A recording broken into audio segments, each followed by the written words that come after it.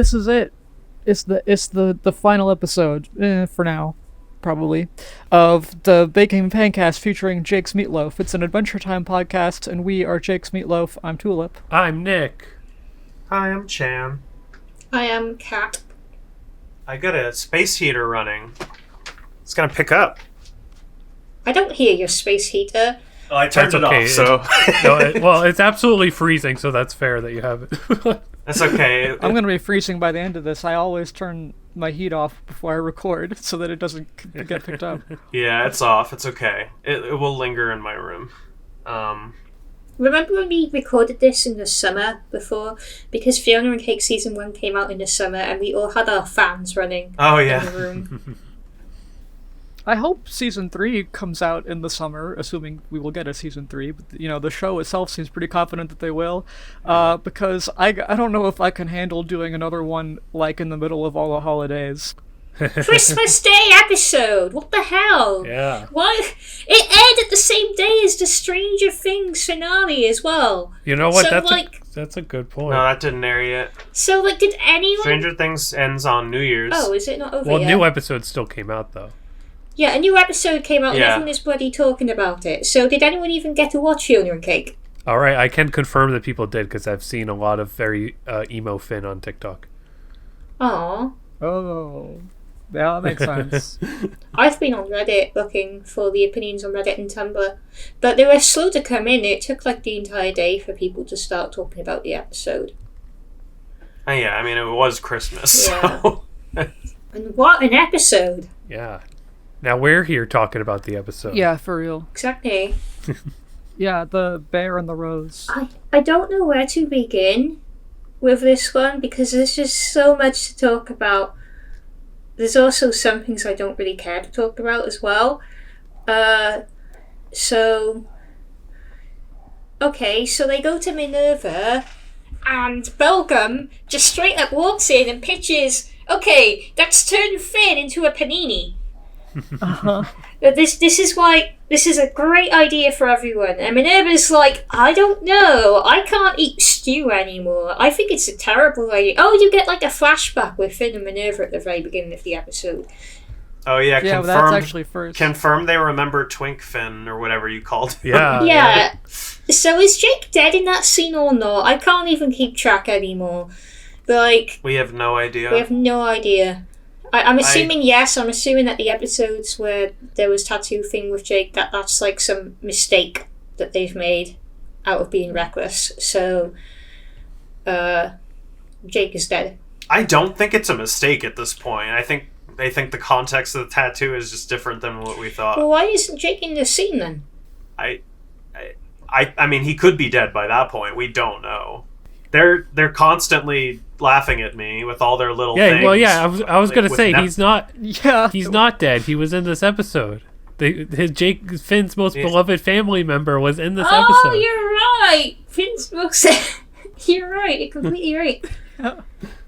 I can't. When I saw that the Finn's closest family member thing, I was like, how did they know what we were talking about? No, I saw the shadow and I was like, no, it's not happening. There was not a single ounce of my brain that was like, that's Jake. I know it's obvious, but I wasn't even a little tricked by it. But everyone in the room also saw that shadow and they all gasped. But was that a he came back from the dead kind of gasp, or was that just I think so. I don't know, maybe he's just been missing for a long time and no one knows where he is. They've just been fucking with us this entire season. Jake not being dead, Finn maybe dying, maybe not dying, and this episode, I don't think for a moment in this episode I believed that Finn was going to die. However, they play that to its strength by asking if Finn is going to have a fate worse than death. I get Bubblegum's thought process behind being let's put him in a Minerva bot or whatever, let's make him into a robot. Yeah, okay, one thing on that, I love that it was Bubblegum's idea, actually.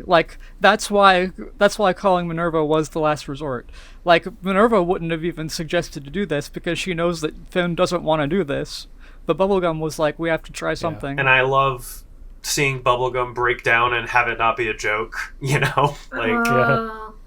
Yeah, she was on all cylinders this season trying to save Finn. As soon as Simon called her, she like got everyone and like tried everything, including unorthodox methods like blindfolds and magic, and it just wasn't working. So she reverted to like the Bubblegum status quo of let's clone him. In a way. I'm surprised with all the cameos that happen in these shows that Goliad hasn't come back yet, or Stormo. Like, honestly, they could have been like, let's use Stormo to clone Finn. Yeah.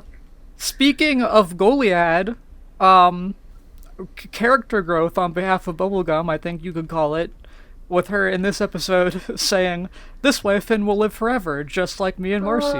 As opposed to, in the episode Goliad, her saying, I'm not going to live forever, Finn. The thing is, there's a lot to unpack there, right? Because we have to assume that this is in a post-Jake dies world. Yeah. And we have to assume that Jake has died. Yeah. So do you think that it's possible that hasn't just affected Finn, that that's also sort of like put Marceline and Bubblegum in a sort of panic mode? Because Marceline, a few episodes prior, tried to turn Finn into a vampire, which is very similar to what Bubblegum was doing here. Yeah. Do you think that losing Jake made them realise how much it would hurt to lose Finn as well? I'd like to think so. And they're just not mentally equipped to deal with their closest friends dying, because they've had each other around for all this time, and Bubblegum surrounds herself with immortal people, with like immortal candy people as well. I wonder like what Marceline feels like about all of this, because I have to assume that throughout her life she made some like really good friends and had to watch them die of natural causes, and like I guess maybe she eventually started pushing everyone away on purpose so she doesn't have to deal with that, and maybe like Finn and Jake are the ones that broke through her walls or whatever. I don't know. Yeah, well, that is just what happened, right? I mean, she was real abrasive for most of her 1,000 years, like, since she was a baby. Not a baby, but, since she was young Marceline that we saw in the Obsidian flashback. Yeah. I always think about the Astral Plane song about her views on immortality, and I'm like, that's like one of my favorite songs. It's so short, but y'all remember that one? Oh, yeah. I'm thinking of it. I remember your cover, too. Time will unbind our memory glue, and I'll be as nobody-ish as all of you. I'm like, oh yeah, I did like an extended cover. I'm not plugging myself right now. I just am proud of that cover, because I was like, dang, this song affected me, and I want to do it justice, and I wrote that, and I was like, yeah, I feel good about it. Anyway. It's also like one of Marceline's only scenes in season 6. Like, I think she makes that song, and then she doesn't show up again until Stakes. That's crazy if that's true. It probably is. But yeah, when Bubblegum realises that there was a way to save Finn, everybody else is like, woohoo, Finn's alive, this is great. And Bubblegum's like, holy shit, I nearly turned him into mush. And she freaks out big time, because just because Finn's okay, that doesn't make it okay. It's like really traumatic for her. And Marceline's like, yeah, this sucks. This really does suck. You should, Marceline, like, sees Bubblegum freaking out. So, like, Bubblegum, like, if you think about it, Bubblegum takes care of everyone. Like, she takes care of Finn in her own way. She takes care of all the candy people. And she, like, takes responsibility for these big events, because she's thinking of not just Finn, but also, like, the impact that him dying would have. And she calls all these people to his funeral, and she's the only one who doesn't cry when they're singing Sleepy Puppies. Bubblegum is the only one who doesn't start crying. We'll get onto that soon. But then when Finn is alive, Bubblegum is the only one who is crying. Like, she breaks down, and Marceline... So Bubblegum looks after everyone, and Marceline looks after Bubblegum. That's how it works. And Marceline's like, okay, this is too much, and she just gives the crown to Peppermint Butler, who is like 15 years old at this stage. Actually, I think he's specifically 12 years old, isn't he? He's older now than he was in Wizard City. Yeah, he is. But Fionna and Cake season 1 took place 12 years after the end of Adventure Time. Yeah, well, that's true. Huh.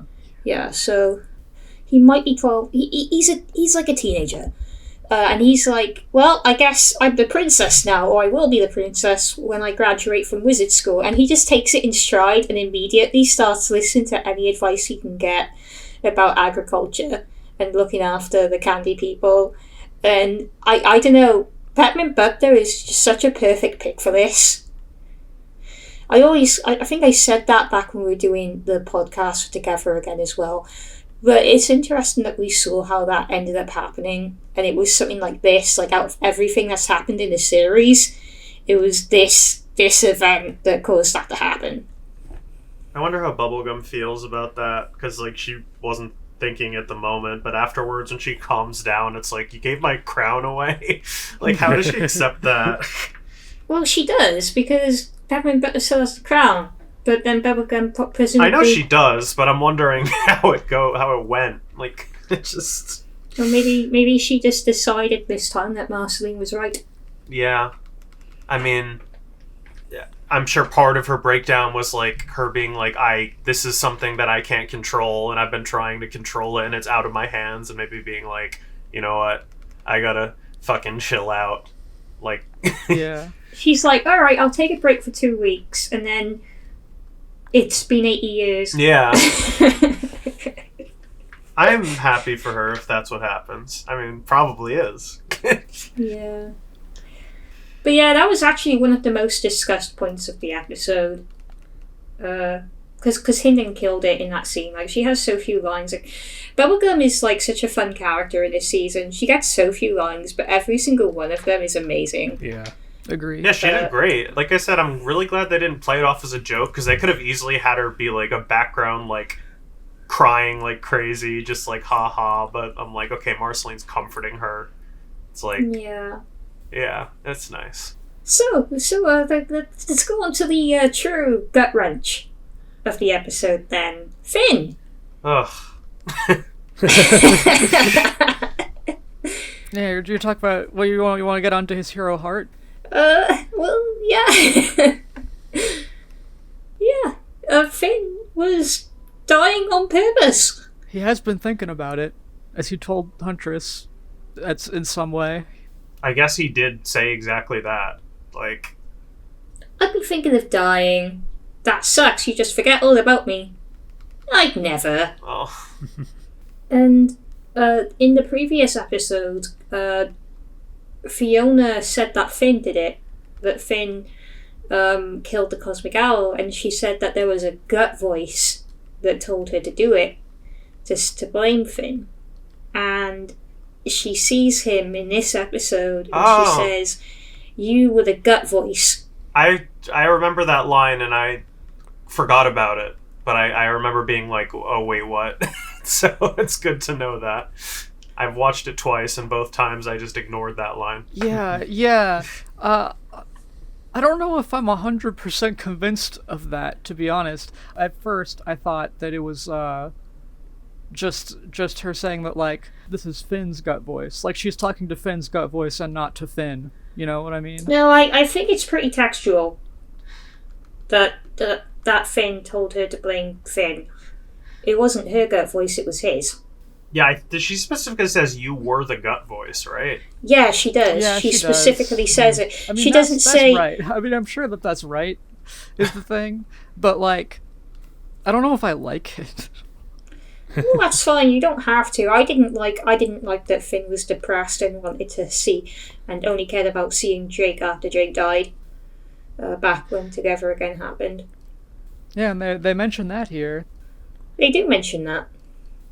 I'm a believer in, like, I don't know, grief is, like, super complicated, obviously, and I'm a believer that, like, even though he was sad and wanted to see Jake again, that he was still able to find ways to be happy, and some days were worse. But maybe that's what I'm trying to choose to believe. Yeah, no, that's definitely what I get from it, too, because I see it more like, you know, like, deep down inside, he really is sad, but, yeah, he's getting through.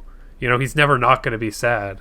I think people take it as, like, he just became depressed and sad for the rest of his life, and that was all there was. But that's like not usually how it works. I don't think.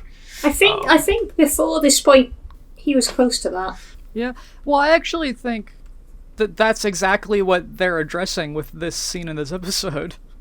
Like, you know, Finn has clearly been depressed about Jake for a long time, but then after, you know, having this heart-to-heart, so to speak, that he like comes around on not being well, trying to get better, I think. Do you think that their heart-to-heart, do you think that they earned the fact that he got out of that chest? Like, do you think it was enough? Because I'm like on the fence about it. Like, I don't know. I have a lot to say about Fiona's side of the episode, which is why I haven't brought it up yet. Well, the reason I said I don't like it is like entirely from a I care about the lore perspective, because I don't understand why Fiona and Finn have like a brain connection that they can just access whenever. But that's also true. And I kind of don't think that they should like thematically have that unless they're going to address it in the third season, which I guess they could do. But they addressed it in this season. They don't need a third one. It just exists. Fiona's connected to all Finns somehow in the dream realm. I mean, she's an offshoot of them, I guess. I mean, right? Yes, I get. I mean, maybe I was just putting too much weight on the speech at the beginning of the first episode by Astrid of being like, and they're their own people now. But I feel like that kind of goes in the face with that. But anyway, that's what I don't like. I do like all the emotional stuff in this episode, and especially the fact that Fiona, being an alternate version of Finn, is the one who, like, is the only one who could get him to crawl out of that chest. Like, it's another, like, he needed another perspective on his own life, and like, that's exactly the role that Fiona has always played, basically, you know, in the form of a fan fiction for most of the show, but, you know, that's what she is.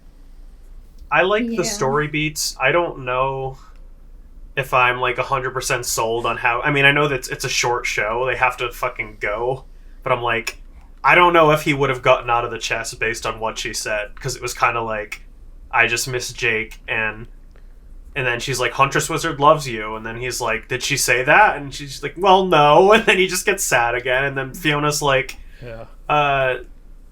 I just need to like learn to communicate better and trust my friends more. And then Finn's like, I'm leaving my chest. Yeah.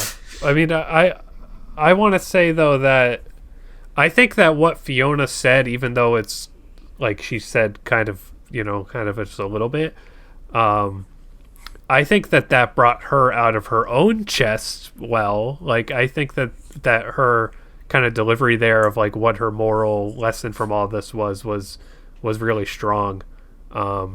Because, you know, we talked about it all season. It's like she's just doing such complicated things to solve such a simple problem, and it's like right here she realizes it, and I think that they did a good job with that, addressing how she learned from her mistakes, her girl failures. See, I'm of the opinion that Finn leaving the chest was earned, but Fiona making that speech was not earned. Really? Yeah. Like, when did she make these realizations that she just had to listen to her friends? Probably in the undergrowth, when she was like seeing all her friends, like, you know, most repressed shit in their heads, and she was like, oh damn, I fucked up. I guess. Yeah. I mean, I guess she realized she fucked up after she fucked up the sweet spot, but it's like, I mean, she had time to process it, I suppose. Well, obviously, she, like, immediately after she wrecked the sweet spot, she knew that was wrong, but she was so in her own head about it. She was like, I did something wrong.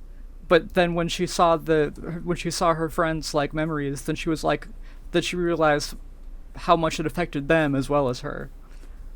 Yeah, I don't know. I love Finn, like, especially him being his younger self with both arms and everything, like the inner child voice. Mm-hmm. After all that, he was all that masculinity, all that dream world of him getting killed over and over again, and it turns out that everything we remember about him, he's just buried it deep inside his heart. Yeah. Like, all of that complexity is still there, but it's just hidden away, like, gone. Do you guys think that Finn living out of his heart instead of his head is a more recent thing, like a since Jake died thing? Or is it I kind of think he's just always been this way. I think he's always been like that. Yeah.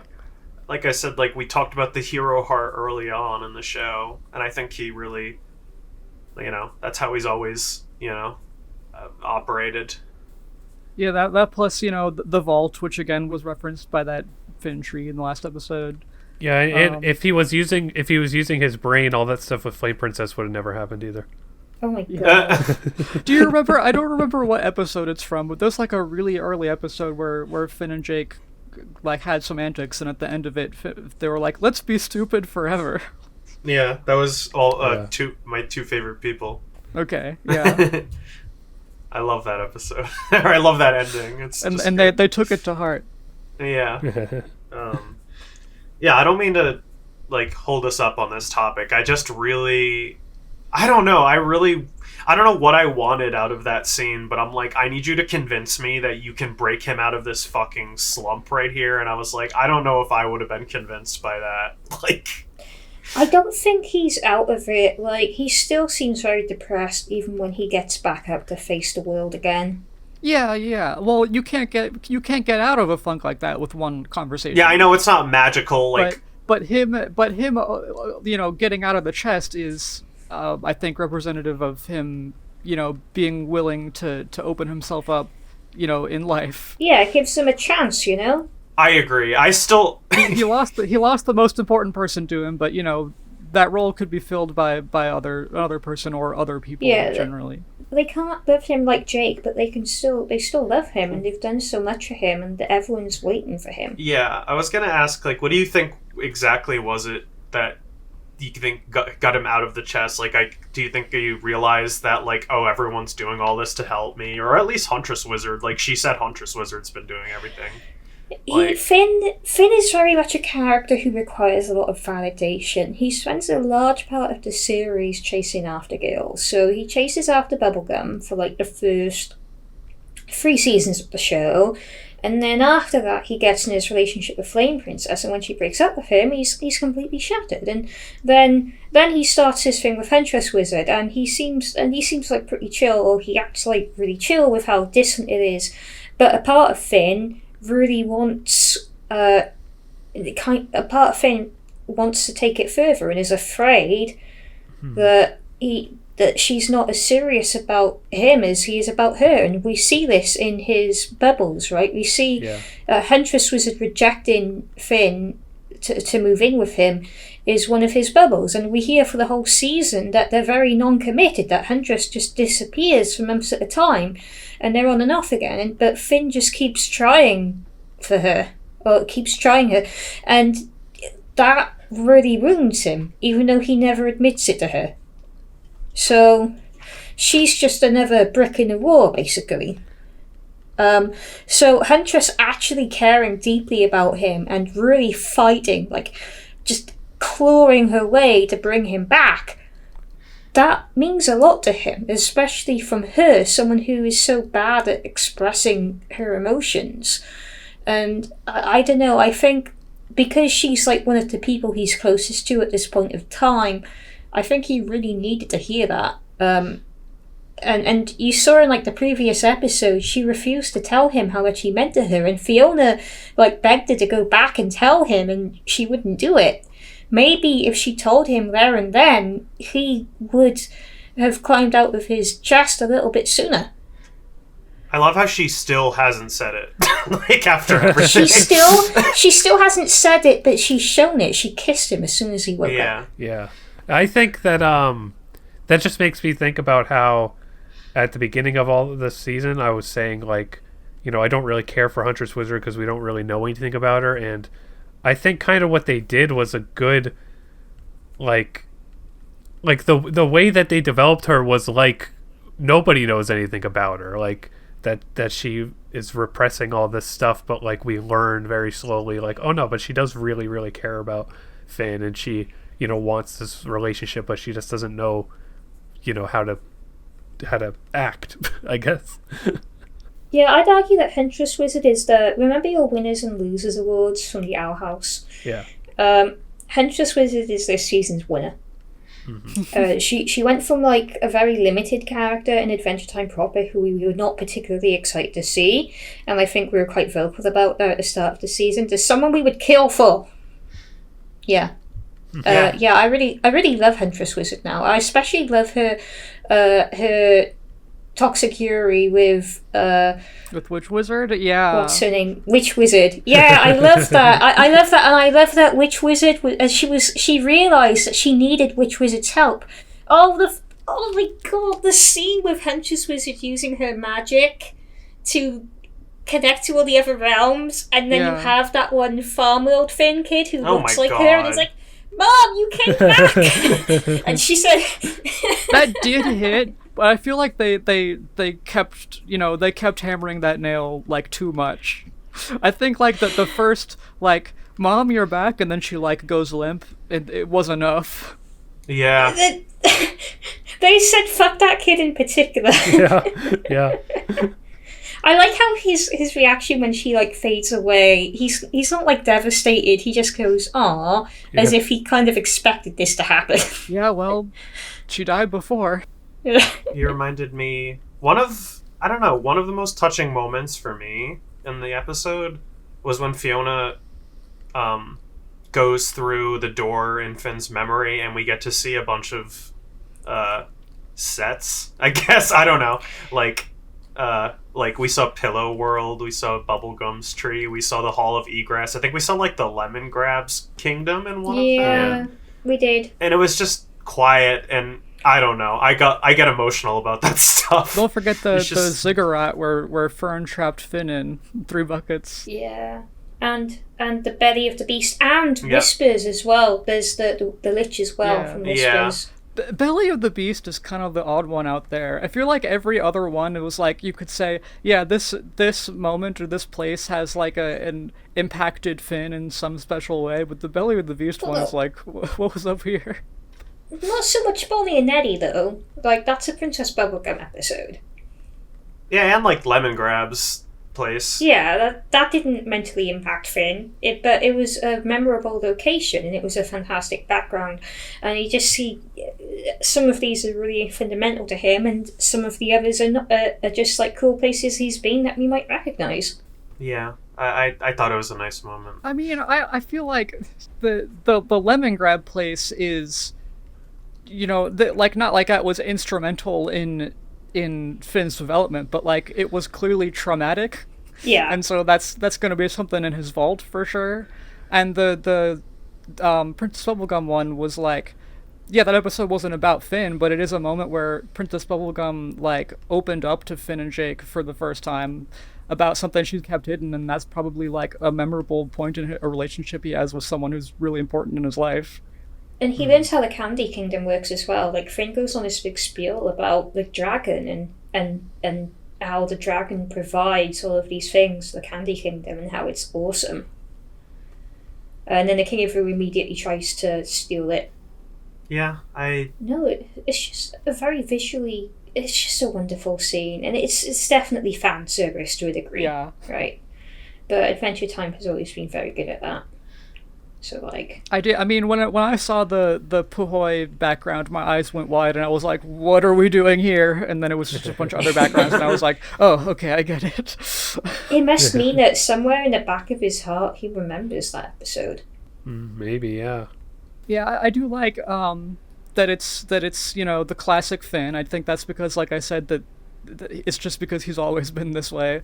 And I also like that it's another, like, Finn and Fiona having this conversation is really important, but, it's another abstraction of Finn in the same way that, like, him in the dream was, so that Fiona never meets the real Finn, and I'm glad that they're keeping that up. Yeah. There's, like, no way he remembers this when he wakes up, right? Yeah, it's crazy how much she's done for him, and she's never even met him. She's only gotten, like, impressions of him from other people, and yet she knows how much they all care about him. Like, Cake says, Finn needs you, and Fiona just immediately drops everything for him.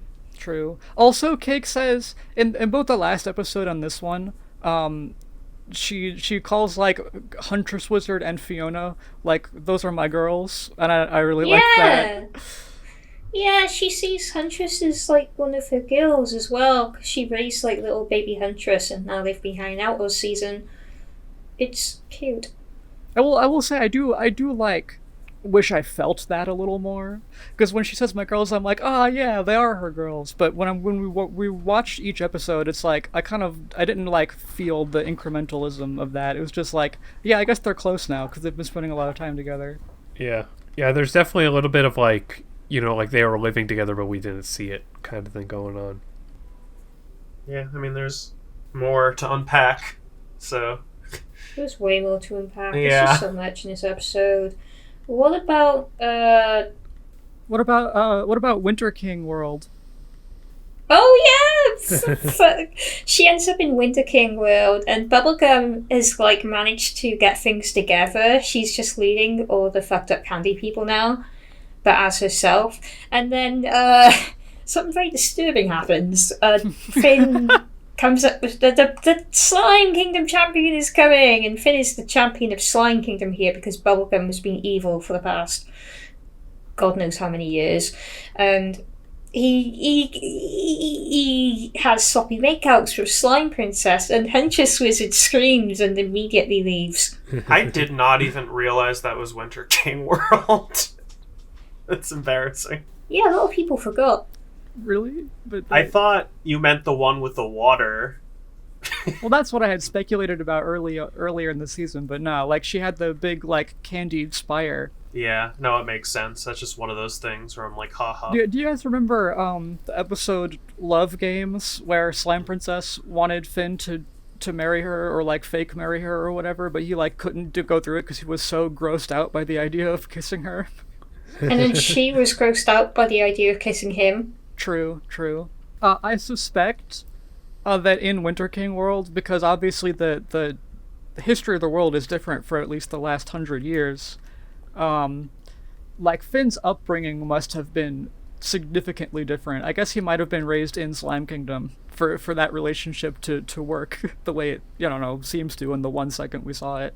And also he has no Jake tattoo, which makes me wonder if... Ugh. I mean, if Finn exists, I assume that Jake and co exist, in that world too, but like maybe they didn't know each other.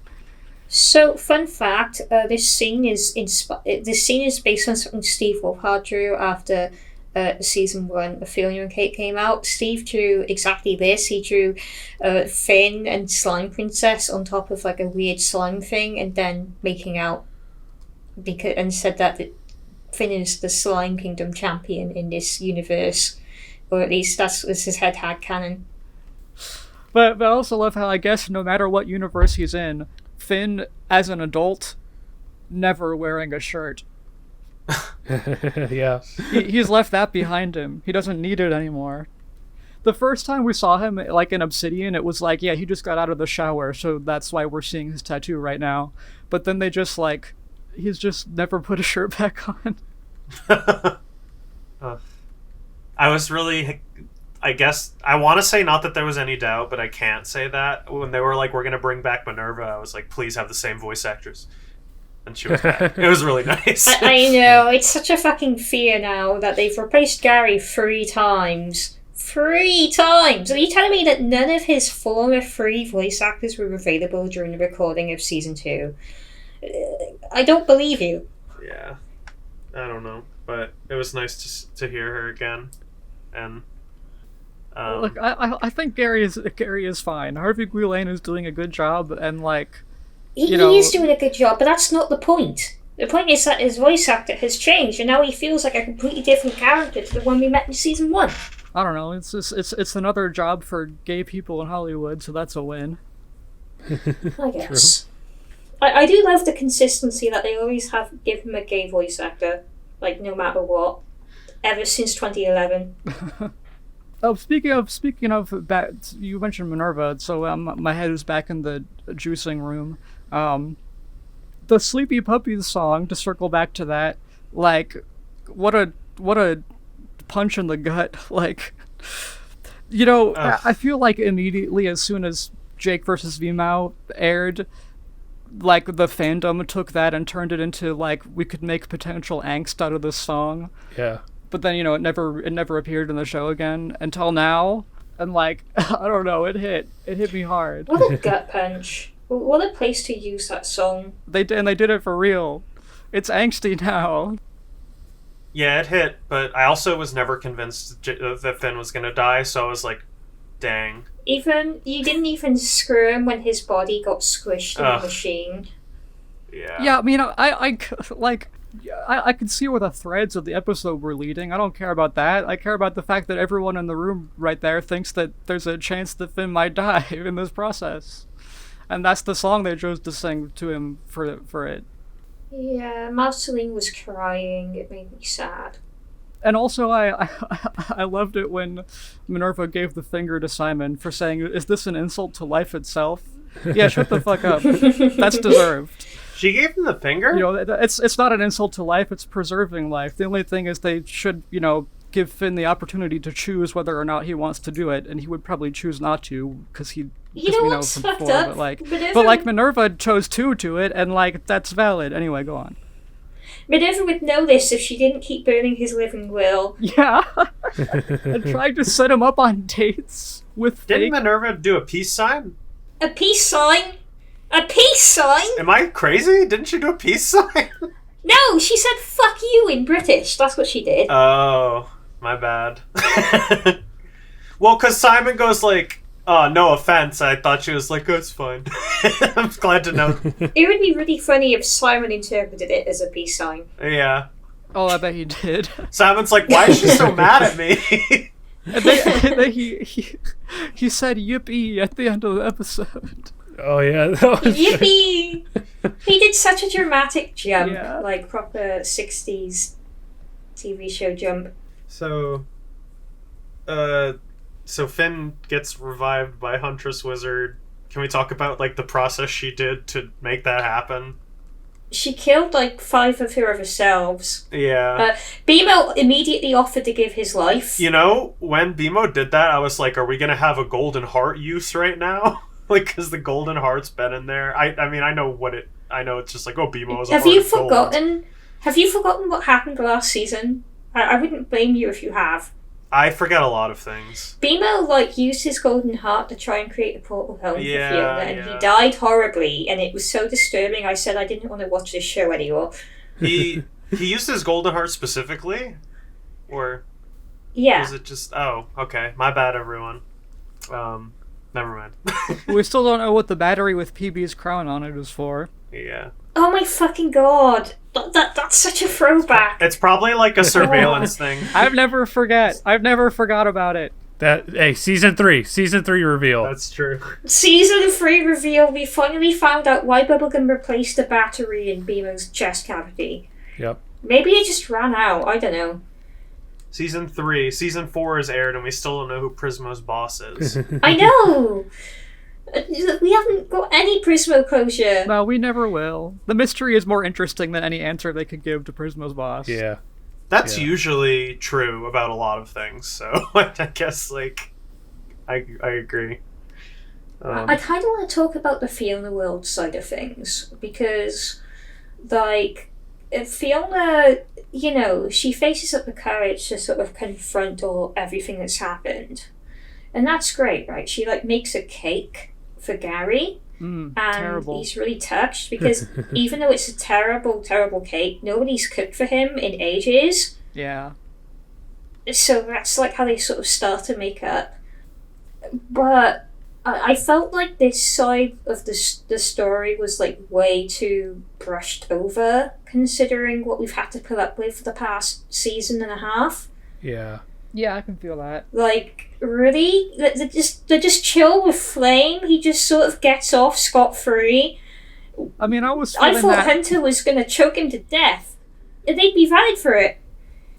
I was feeling that before I even watched the episode, just based on the title being the bear and the rose. Okay, so this is the Finn and Huntress Wizard episode, but what about Fiona's finale?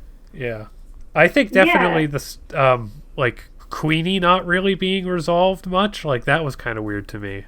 that was like the biggest conflict, and they just kind of like show her mad in a bush at some point. Like, I didn't need to see Flame Prince and Fiona being chill with each other, and I didn't need to see Queenie and Fiona being chill with each other, or Fiona inviting Queenie to contribute to the community or whatever it is. This is an aspect of King of Ooh. Do you know how much of a bastard that guy is? Yeah. Well, you think King of Oo's going to contribute to the community? No, he's going to embezzle. Yeah, she's still a bastard. She didn't agree to it. Yeah, but she was sundery about it, like Witch Wizard. And I'm like, this... We come up with so many episodes of the Flame Prince bloody plotline, and this is how they end it? I'm like, was that worth it? I mean, it was worth the Korosami scene we got at the end. Fiona and Fennel shippers, we do win Korosami style. Do you want to know how many people I've seen try to claim actually that's not homosexual? The Finn Fennel is not canon because I said so, and this reason. Did you say Finn Fennel? That Fiona and Fennel is not canon because of this reason or another, and I'm like, you see all this cope over here? You see all these haters over here? Fiona and Fennel. Fennel was thinking of Fiona when she saw Flame Prince kiss Fiona. She didn't care about him at all. Yeah, I mean, I guess that's the implication, but when I saw that, she was like, I didn't care about that, and then it like zoomed in on Fiona. I was like, oh, holy fuck. They're about to say something crazy. And they just didn't care. Like when Flame Prince like said it's nothing serious, Fiona cared more about Fennel's hurt than she did about what Flame Prince even said. Like, she has the opportunity to date Flame Prince at the end of this episode because he's a bastard and he tries it. And she's like, no, get the fuck away from me. You're bad for me. And she approaches Fennel, and Fennel's like, ooh, I wonder if Fiona will take fencing classes with me. And then lies on Fiona's shoulder, and they hold hands and run off into the world, which they've just realised after several weeks exists. Yeah, true. Go beyond the end of the peach. I didn't expect that to be resolved so soon, honestly. I thought that was another sequel hook, but here we are. I mean, that's actually a really cool, like for season 3, it's like a cool, like, because it could be like all exploring this unknown world now, and it's like pretty, I don't know, it sounds fun. I think too, even, like, obviously they wanted season 3 because the credits thing, but like I think that would have even been a good ending if it just ended there. Like, I think the ambiguity of them having a world to explore is like an exciting, like, it just lets us theorize for years if they weren't going to do more, but clearly they're doing more.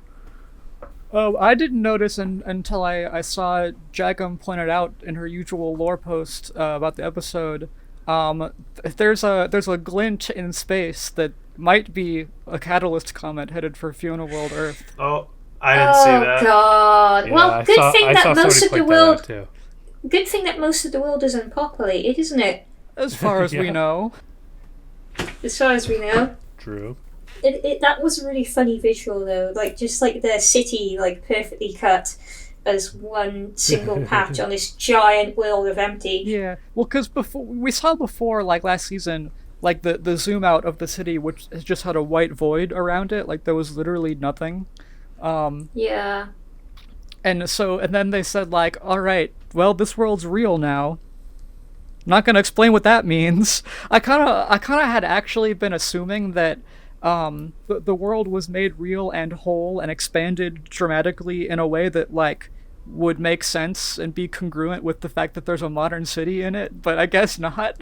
I guess there's just a whole like new planet with no progress made anywhere. Well, I say that, but if we're actually exploring stuff, if we're actually exploring around the world next season, then they're gonna introduce new magical little guys, I'm sure. We get it's just become Adventure Time 2. Yeah. I just think it's kind of funny that they like waited an entire season to answer that question.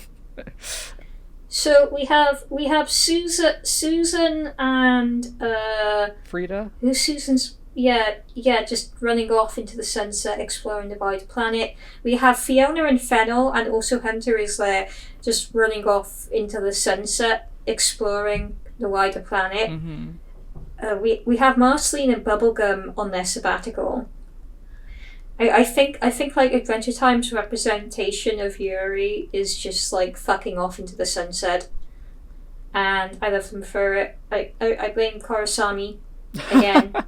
I mean, I would kill to see them kiss, but hey, maybe we'll have another season for it. Oh yeah, I know. But this season did some interesting things, like that there was another plot thread with Cake, and she just tries the whole season to be with Emkron, but Emkron is not a horse anymore, he's a human, and it's not working out, and then she realizes she has way more chemistry with Cosmic Woman. So what we saw is the fated prophecy, the fated relationship, because Marshall, Lee and Gumball end up together, so it's like Cake and Emkron are going to end up together, right? And Fiona and Hunter might end up together. No, that's not how it goes. Cake has more chemistry with Cosmic Worm, and Fiona has more chemistry with Fennel. Mm-hmm. Of all people. Although Cosmic Worm is quite Rainicorn shaped. Yeah, he is. The Karmic Worm. The Karmic Worm, yeah. Oh, did I say Cosmic Worm? I think you both did. I said Cosmic Worm first. So, yeah, Cake and Jake have a type.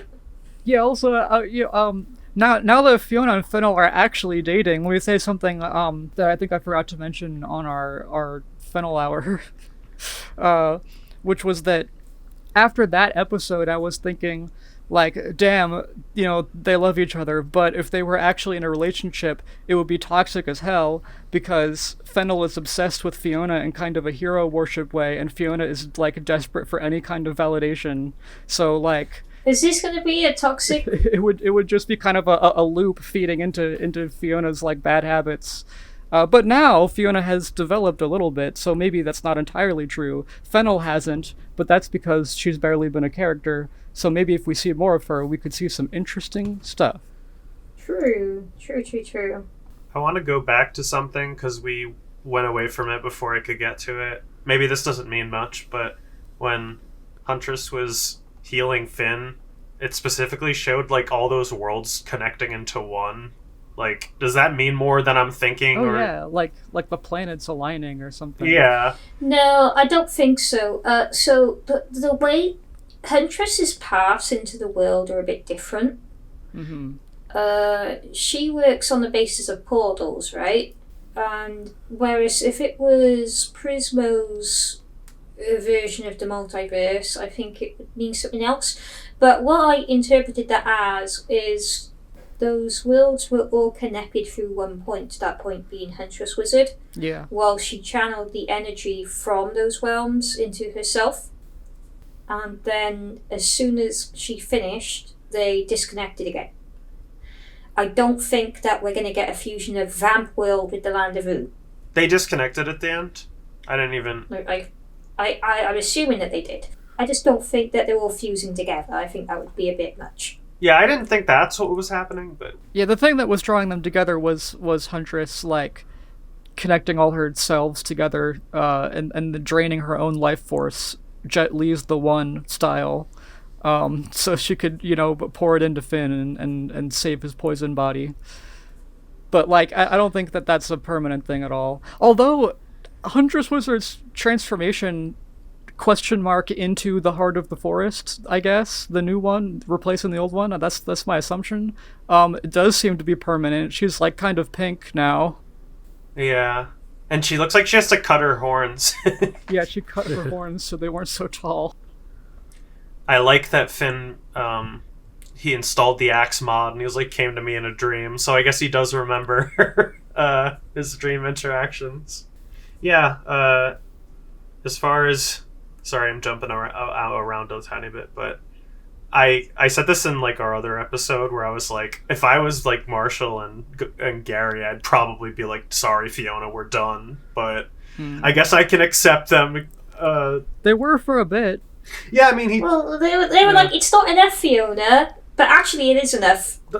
I'm torn on that because, like, yeah, they said, like, it's not enough. I don't know. I guess the implication is, like, it's not enough, but they're going to give her the chance to, to have it be enough eventually. Yeah, the implication is that, like, some time is jumped since Yeah, then. but they may as well have just not had that implication, because the rapidness at which they go back to normal conversation and then the immediate time skip into happily ever after, it's almost like that conversation never happened. Yeah, I don't know. I guess she did a lot of things that were really shitty, and I'm like, man, I don't like her getting off that easily, but...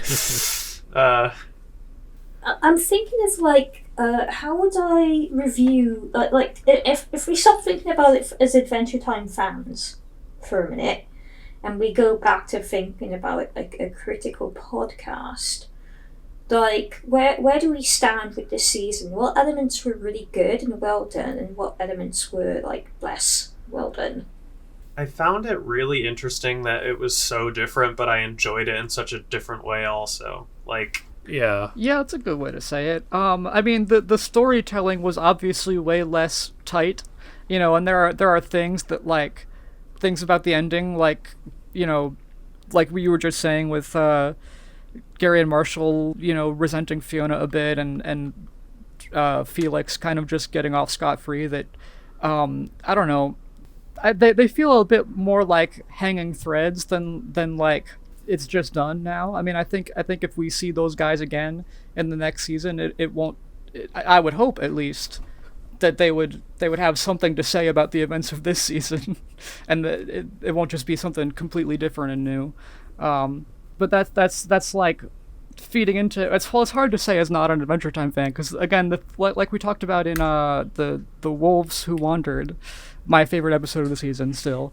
When they do the stuff that's reminiscent of classic Adventure Time, I like it more. Yeah. So yeah, and Adventure Time never had tight storytelling. They were always dropping things and maybe picking them up again later. But I like that about it. Yeah. So I think... as a whole, I guess. Sorry to interrupt you, Nick. No, that's okay. It's like season 1 was so its own thing, right? Like, yeah. And this is sort of a return to form. It's like a halfway of a return to form. Yeah. I think the elements of this season that are like we're telling a plot structure of a story were a little bit weak, and you know, in some areas I think could have used a lot of improvement, but it doesn't like hurt my overall enjoyment, because all the character stuff, you know, was great. And I love spending time with these guys. Yeah.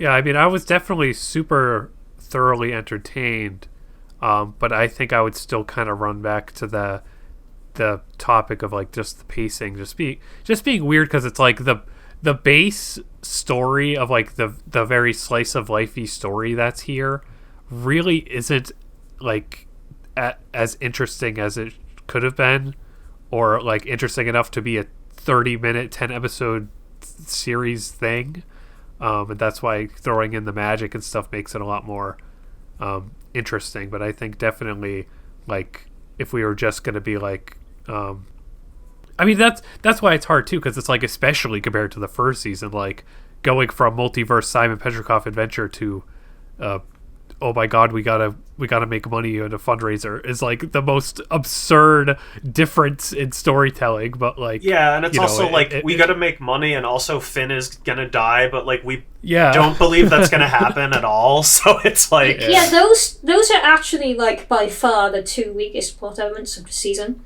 Yeah.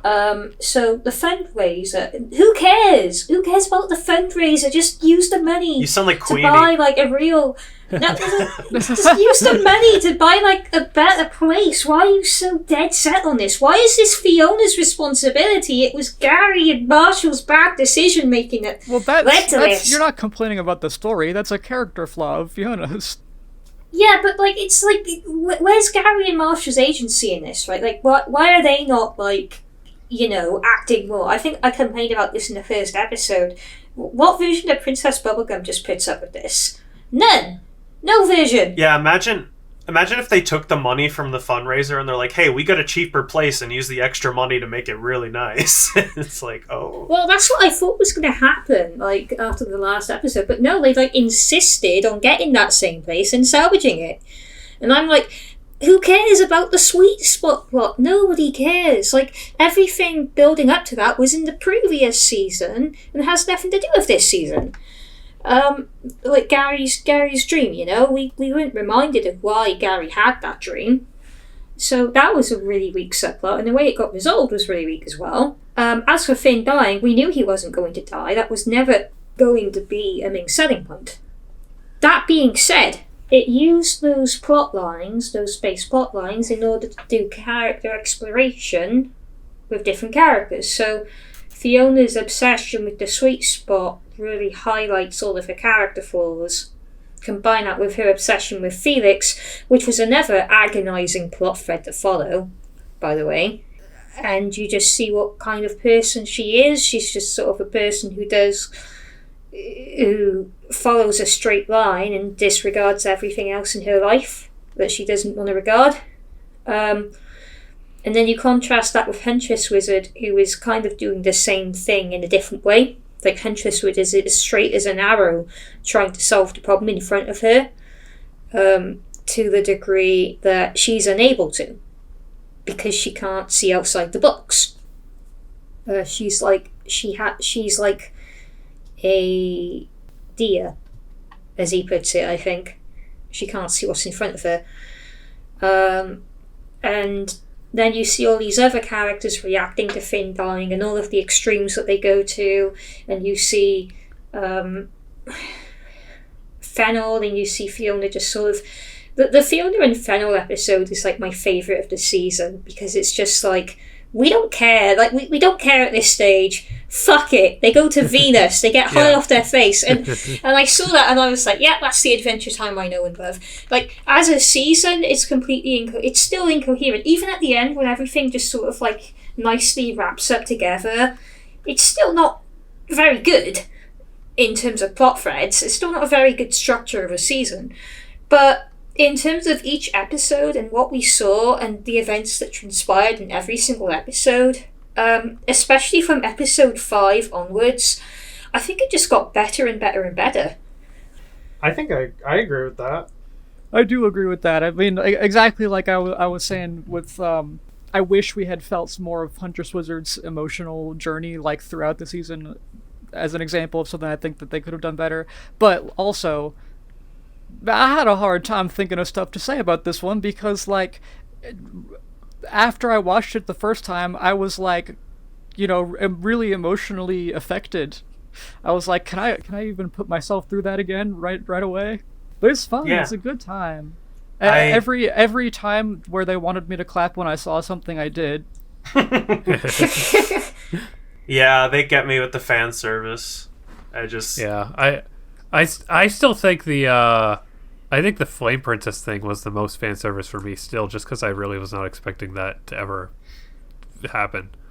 But I would say, as like an overall thought for the season 2, that I wasn't too bogged down by like the romance turmoil, Flame Prince, all that stuff. Like I think I enjoyed that stuff, but I know that's like a different taste kind of thing. And but what I would say about it is that it's probably not memorable.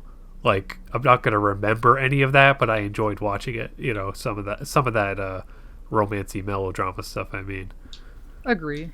As a huge Jake fan, I very much don't appreciate how they've treated me, and I'm kidding. I'm kidding, but it's like, no one loved me like Jake did. Finn screaming as he sees him die, the fake shadow. I'm like, fuck y'all.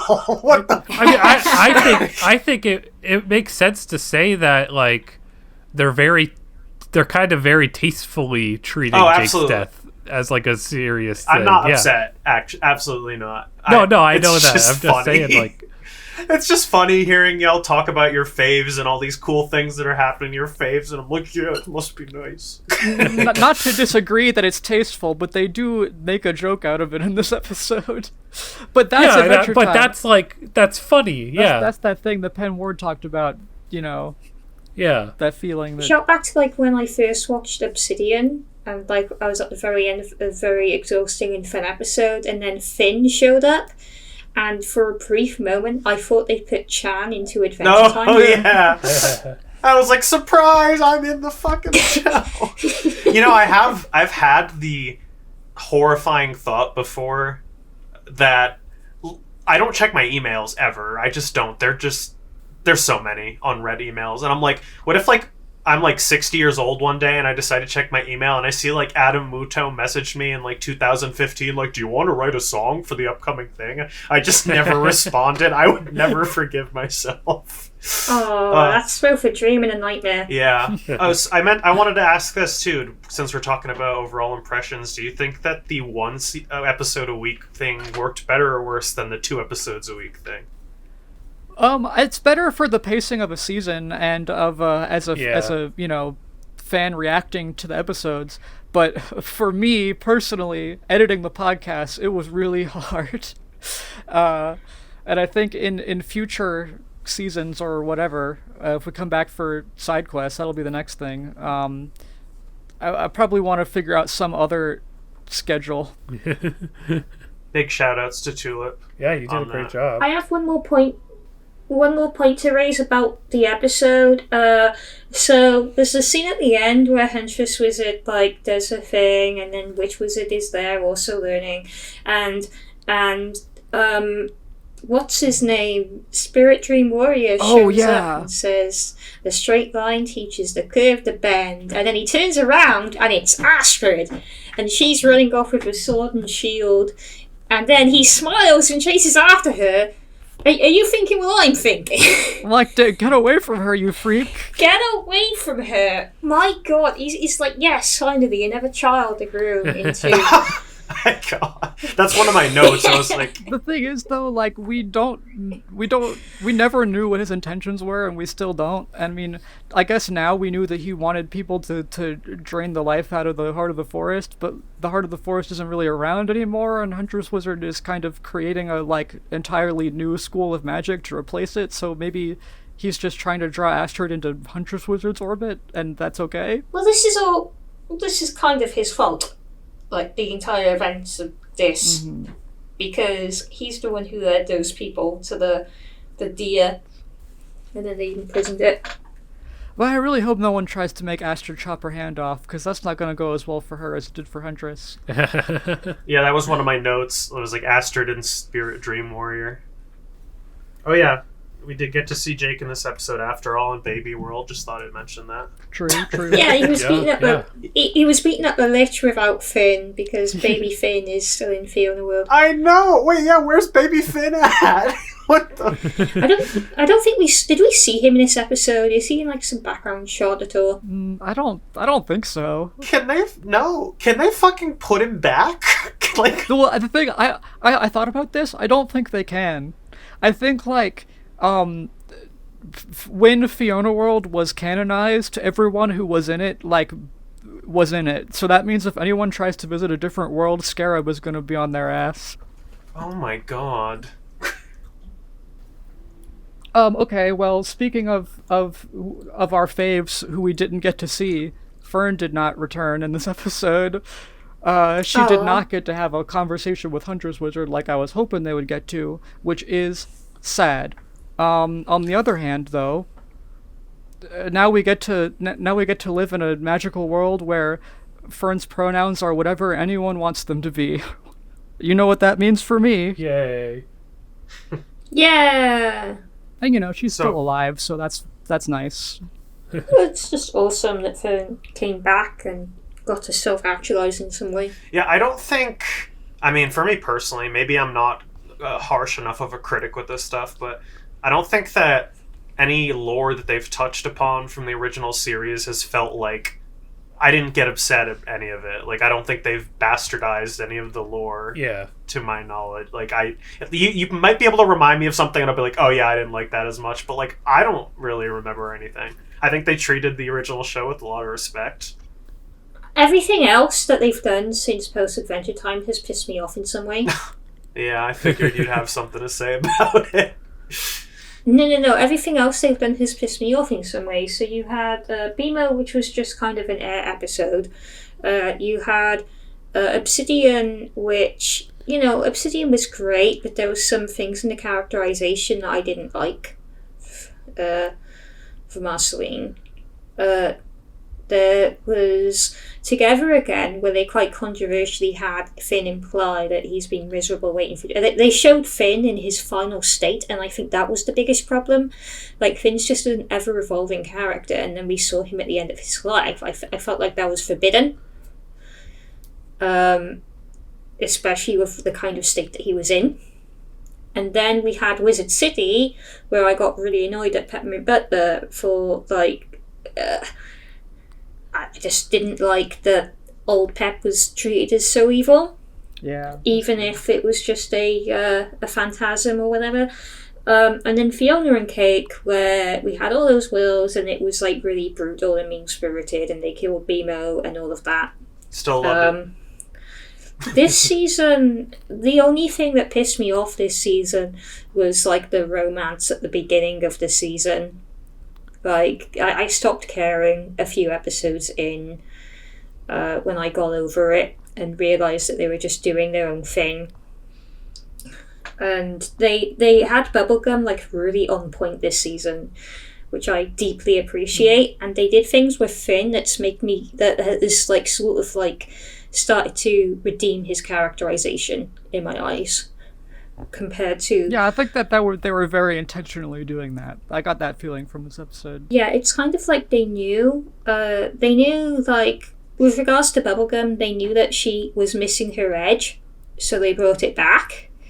And with regards to Finn, they knew that they'd kind of put him in a really difficult position with Together Again, so they decided to confront it directly. And they used Fionna to do... They used Fionna and Finn as, like, you know, to characterise each other, and I thought that was brilliant. So, yeah, it didn't piss me off. Yay. I really enjoyed this season by the end. Nice. And, you know, with all that having been said, Tipsy, I think this is why you're such a good member of this podcast, because without you, we'd probably just be, like, glazing the show, mostly. Right.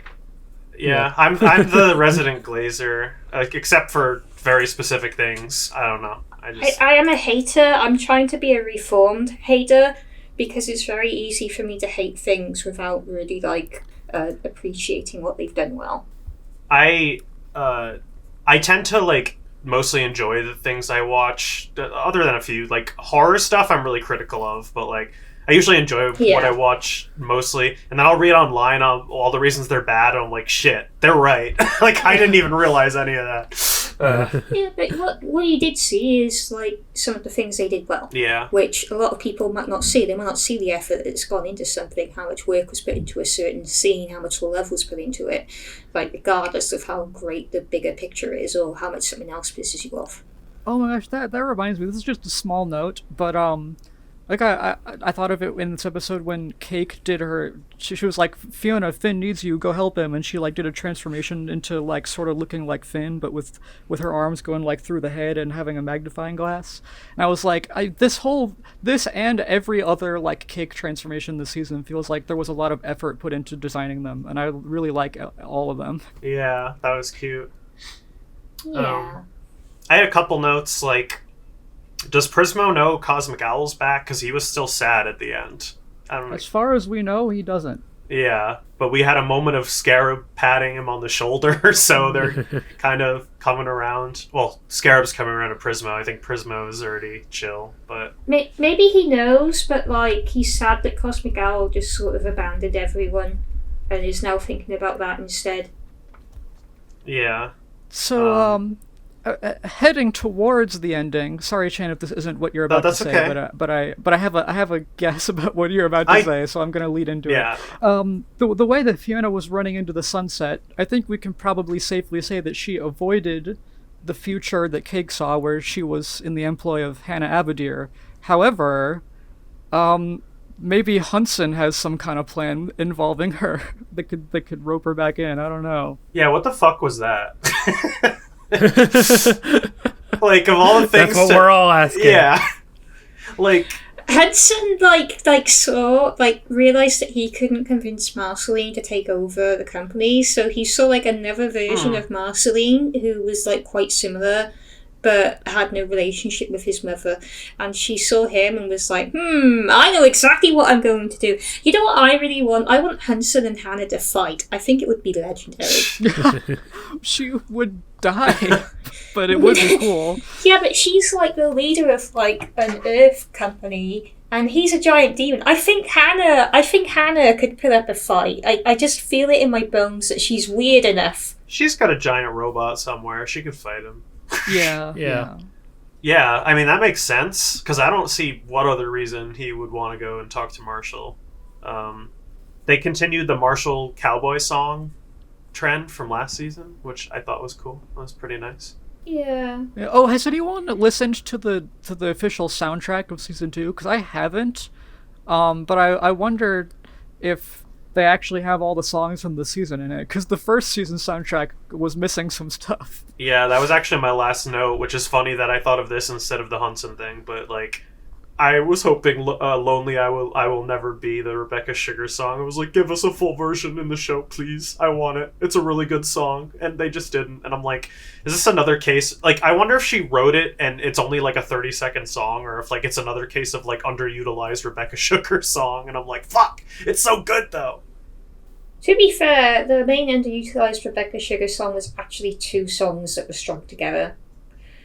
Daddy, Why'd You Eat My Fries? Because she wrote the first version, and then it was like too sad, so they made a funnier version, but it was Marceline singing about the fries, and then Rebecca Sugar sang them both as the same song in a demo. Oh, I remember. I used to sing the full version all the time, because I was like, look how cool I am. Daddy, why did you leave? Yeah, so like, maybe there isn't more. I feel like they'd use the full song. Yeah. No matter what. I'm just getting war flashbacks of Time Adventure is all. It's just... To be fair, they did use the full song for Time Adventure. I know, I just think it, like, I was like, you could have utilized this song differently, is all. Yeah. Yeah, so Hunson, it's crazy. I just hope they get more. I don't know. I've grown up to be like, expect nothing and hope for the best. So yeah. I mean, it's Hunson's crazy, raises questions. I'm not gonna, I hope I see where this leads. I hope I eventually get to see the 3rd season that they're cooking up. I agree. It's not guaranteed that we will get to see it, but they clearly want to do it, and so I'm. So here's my hopes and dreams that I'm laying out on the table. Mudo mentioned that he wanted to do something with Marceline and Bubblegum in a recent interview. It's like one of his ideas he's pitching around. And I'm like, if they do season 3, what if they do something with Marceline and Bubblegum? That would be awesome. But in reality, HBO Max is in the middle of a merger. We don't even know if Adventure Time will still exist as a property here. Because we don't know what Netflix is going to do with it. I'm sure Netflix will have some idea for Adventure Time because it's fucking Netflix, and then they'll cancel it after 1 season and we'll never hear about it again. I mean, that's definitely a very real possibility that is worth considering. But I don't know, if Nick's TikTok reports are to be believed, the show is popular and people are watching it, and it's a like legacy IP with a lot of history to it. I feel like that's not worth nothing. Yeah, that's exactly what I was gonna say. Like, maybe we'll get a future where like the stuff they're working on right now don't actually have like side quests and movie that's still not even actually happening. I guess maybe those don't happen, but like I don't see if the merger going through like that they would just be like, okay, no more Adventure Time. That's old. No, like they only want old things now, and everybody only wants old things. So I think that we'll get some form of Adventure Time, something. Maybe they'll fucking have to make it CGI or some bullshit like that, but they'll do it. No, my Wi-Fi. Tulip in the future. I'm still recording. I'm not going to stop the recording until I get in the call and know that we're done. Okay, but in the case that the Wi-Fi doesn't come back, this is Nick signing off. Good season. I'm glad that it still got the viewership that it seemed like it did. Everybody was pretty invested, and I thoroughly enjoyed it, and I love Adventure Time. And I just, I'm already sad that we don't have Adventure Time right now. So like, whatever they're able to do next, I want to see it, and hopefully it happens, and we can all continue being happy and loving Adventure Time. But yeah, okay. Thanks for listening, and Tulip, thanks for being so good at editing all this stuff. I know it's a lot of work, and like I said before, I have no idea how I handled doing it for the Owl House stuff, but I was in some sort of crazy mindset, and it didn't work, and now we all work, so it's hard, but it's worth the effort, because these are so awesome, and it's especially even for us, it's great to go back to them and stuff. So thanks for all the hard work on this. Thank you, Nick, for ending that off in a more graceful way than the rest of us were able to, and also for complimenting my edit. At the tail end of working on this one, I've got to say it was a lot easier and more fun to do when there wasn't another episode coming out next week. Like, I tried not to let it bother me if I was getting a little bit late this season, but I don't know, I guess it crept up anyway. To be clear, I think weekly episodes is great. It's just having a deadline that stresses me out, I guess. But in any case, I'm sure we'll figure out another way for the future, because I love talking about Adventure Time, and I don't want to stop as long as there's going to be new episodes coming out. So basically, thanks for listening, and I'll talk to y'all later.